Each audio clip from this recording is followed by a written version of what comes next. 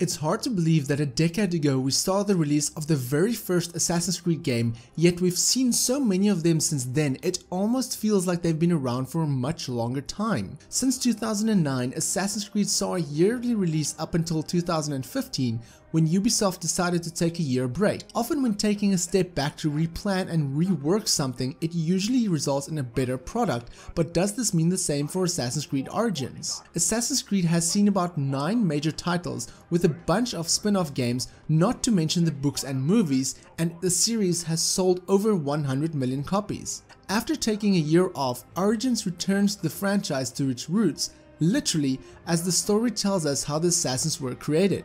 The game starts in ancient Egypt times and revolves around the ancient magi Bayek as he sets out to destroy a group that attacked and threatened his family, along with a few unexpected twists. During your journey, Bayek will be introduced to some familiar figures such as Cleopatra and Julius Caesar, as well as some minor unfamiliar characters, and it's interesting to see how their events unfold as Bayek changes over the course of the game. How the story ties into the franchise as a whole is definitely unexpected, but towards the end some of the events does become slightly predictable, taking away any surprise the climax could have had on the player.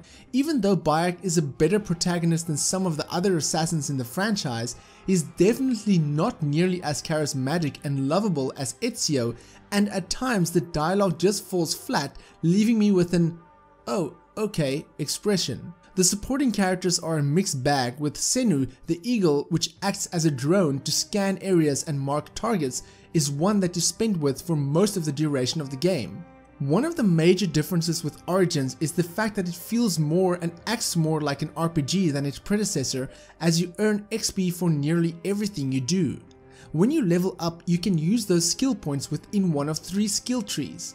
You have your warrior skill tree, which is standard for any RPG and focuses on strength and melee weapons, hunter tree, which specializes more towards range attacks, stealth and using the bow, while seer is aimed at tools, taming animals and converting enemies to fight for you. Each tree feels unique and every skill you upgrade feels impactful towards your gameplay, as enemies are much harder to defeat in Origins than in any other Assassin's Creed game. Previously you could instantly assassinate certain targets, however now enemies has health bars and often a sneak attack doesn't work, especially when the enemy is a higher level than you, which result in you just often going all out on the enemy, as it feels like a better approach in the end. Weapons and gear have different stats, and as the game progresses, you unlock and find better gear ranging up to legendary gear. These gear can also be crafted as you hunt alligators, animals and find various resources to create some of the most interesting and detailed weapons. However, some of this can be bought with real world currency. Yes, this game does have loot boxes, as Helix credits makes a return, which can be bought with real world currency, and in turn you can use these to buy specific gear such as a mummy outfit for Bayek or a unicorn skin for your horse. There is also a vendor that appears daily that sells loot boxes which can be bought with in-game currency though. Aside from gear, Ubisoft allows for what they call time savers to be bought, which essentially reveals all hidden locations, boosts your level, and as such you can basically buy your way through this game if you wish. It isn't advisable though, but with the skin costing 500 credits, it's almost as if they want you to spend real world cash to buy these outfits.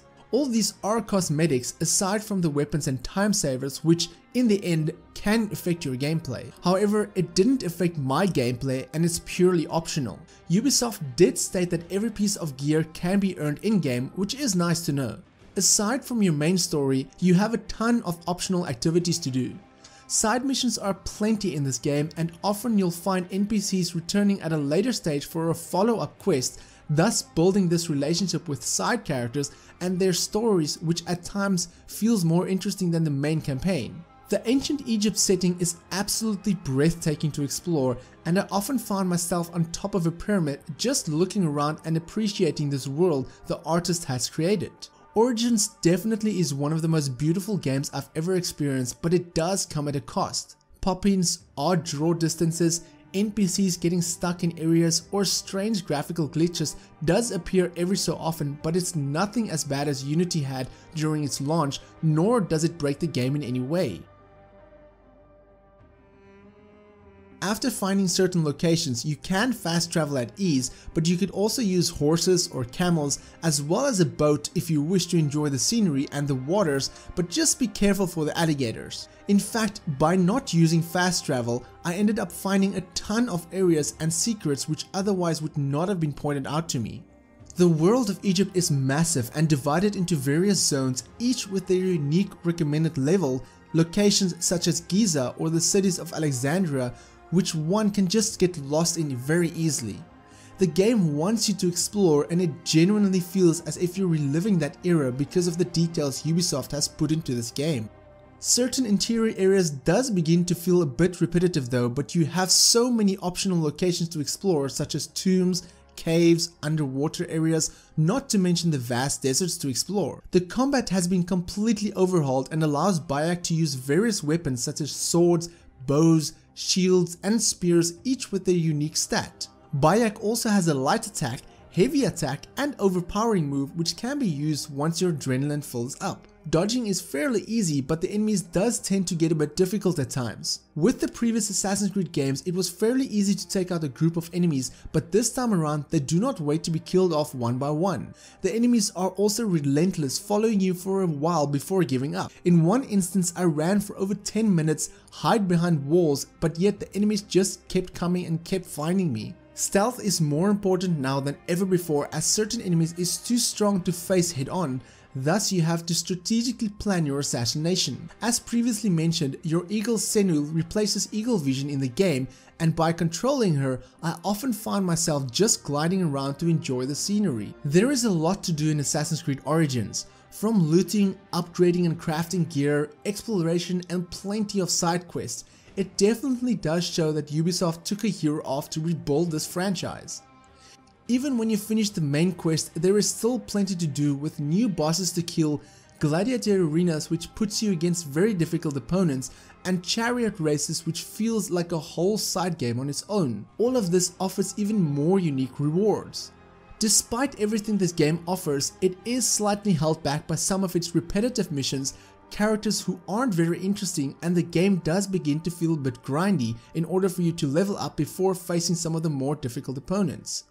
Assassin's Creed is definitely back. However, with a few patches down the line, this game will definitely be one of the best Assassin's Creeds ever. Usually I rate games at a buy now, wait for sale, look in the bargain bin or rather avoid rating, and I would say that Assassin's Creed Origins is definitely worth buying at a full price.